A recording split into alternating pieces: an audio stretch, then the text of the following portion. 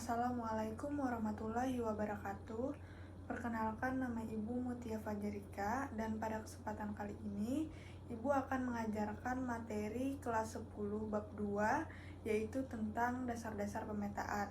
Jadi, tujuan pembelajaran kita pada hari ini melalui proses mencari informasi melalui internet, buku, menyaksikan video, dan menanya. Peserta didik diharapkan mampu memahami tentang dasar-dasar pemetaan.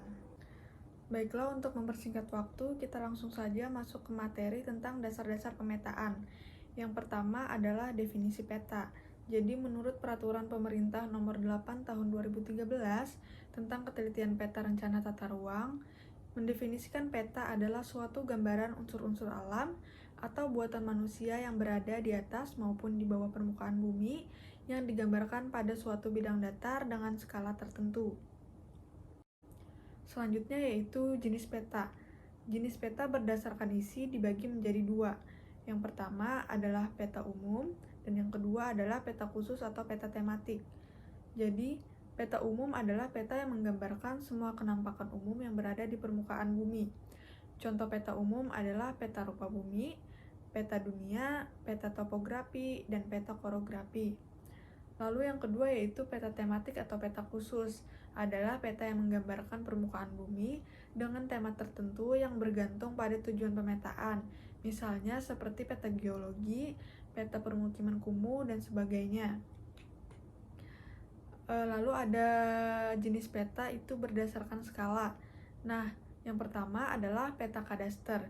Jadi, peta ini memiliki skala antara 1:100 hingga 1:5000. Lalu yang kedua yaitu ada peta skala besar. Jadi peta ini memiliki skala antara 1:5000 hingga 1:250.000. Yang ketiga yaitu ada peta skala sedang, yaitu peta yang memiliki skala 1:250.000 hingga 1:500.000.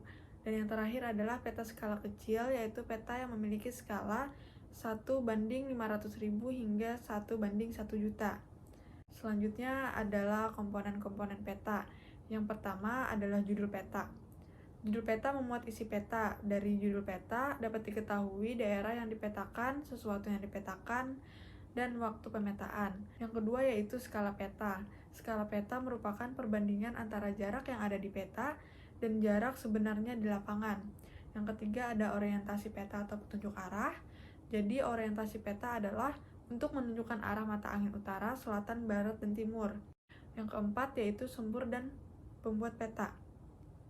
Sumber peta memberikan gambaran apakah informasi yang diberikan di peta benar atau tidak. Hal ini berkaitan dengan bagaimana pembaca peta dapat mempercayai informasi tersebut. Lalu, selanjutnya ada legenda dan keterangan. Legenda atau keterangan menerangkan makna dari simbol yang tergambar di muka peta. Jadi legenda atau keterangan digambarkan dalam bentuk simbol. Yang keenam adalah simbol. Jadi simbol peta merupakan gambaran fenomena di permukaan bumi yang tergambar pada peta. Dan yang ketujuh adalah gratikul dan koordinat. Garis gratikul adalah garis lintang bujur. Pada peta, garis ini sangatlah penting karena objek yang digambarkan pada peta harus sesuai dengan di permukaan bumi, baik dari segi informasi maupun letaknya. Maka garis gratikul memberikan informasi mengenai lokasi. Pada setiap garis terdapat koordinat-koordinat peta yang menunjukkan lokasi di muka bumi. Lalu selanjutnya ada garis tepi. Garis tepi peta merupakan garis yang terdapat pada peta yang letaknya di tepi. Fungsi garis tepi adalah untuk membatasi komponen-komponen peta agar tidak rancu dengan komponen lainnya. Dan yang kesembilan ada insert. Insert peta merupakan peta yang disisipkan karena wilayah yang digambar merupakan bagian dari peta utama atau peta yang menggambarkan wilayah yang lebih luas daripada wilayah yang digambarkan. Nah, ini ada komponen-komponen petanya, bisa kalian lihat sendiri. Lalu ada fungsi peta. Fungsi peta yang pertama yaitu menunjukkan lokasi atau posisi relatif suatu tempat di permukaan bumi. Yang kedua, menggambarkan ukuran dan arah suatu tempat di permukaan bumi. Yang ketiga, menggambarkan objek di permukaan bumi seperti pulau, jalan, sungai, hutan, dan sebagainya. Yang keempat, mengetahui posisi suatu tempat. Yang kelima, menyajikan data suatu wilayah. Yang keenam, alat untuk menggambarkan keadaan suatu wilayah. Yang ketujuh, menggambarkan bentuk unsur-unsur di permukaan bumi yang disajikan. Yang kedelapan, sebagai instrumen perencanaan pembangunan, pemetaan daerah rawan bencana misalnya. Ada proyeksi peta. Jadi proyeksi merupakan teknik penggambaran permukaan bumi pada garis meridian dan paralel ke bidang datar atau peta. Dalam pemetaan perlu dilakukan proyeksi. Hal ini dikarenakan bentuk permukaan bumi yang tidak beraturan. Hal ini berarti proyeksi merupakan sistem yang memiliki kaitan antara lokasi di permukaan bumi dan posisi di peta. Nah, proyeksi peta itu dapat diklasifikasikan menjadi 4.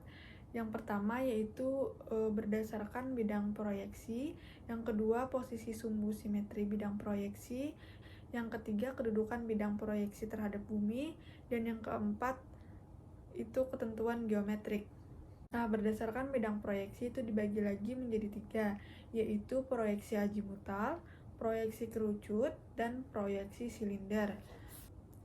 Proyeksi azimutal menggunakan bidang datar. Sumbu simetri dari proyeksi ini adalah garis yang melalui pusat bumi dan tegak lurus terhadap bidang proyeksi. Proyeksi ini sesuai untuk pemetaan wilayah kutub. Nah, selanjutnya yaitu proyeksi kerucut. Jadi, bidang proyeksi yang digunakan adalah kerucut.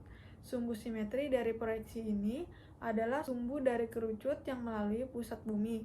Proyeksi ini sesuai untuk pemetaan wilayah lintang tengah, seperti negara-negara Eropa. Yang ketiga adalah proyeksi silinder. Bidang proyeksi yang digunakan adalah silinder. Sumbu simetri dari proyeksi ini sumbu dari silinder yang melalui pusat bumi. Proyeksi ini sesuai untuk pemetaan wilayah khatulistiwa. Selanjutnya yaitu proyeksi peta berdasarkan posisi sumbu simetri bidang proyeksi. Yang pertama yaitu proyeksi normal, yang kedua proyeksi miring, dan yang terakhir yaitu proyeksi transversal. Yang ketiga yaitu berdasarkan kedudukan bidang proyeksi terhadap bumi. Yang pertama adalah proyeksi menyinggung, yang kedua proyeksi memotong.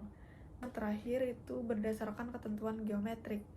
Yang pertama itu adalah proyeksi ekuidistan. Yang kedua yaitu proyeksi konform. Lalu yang terakhir adalah proyeksi ekuivalen.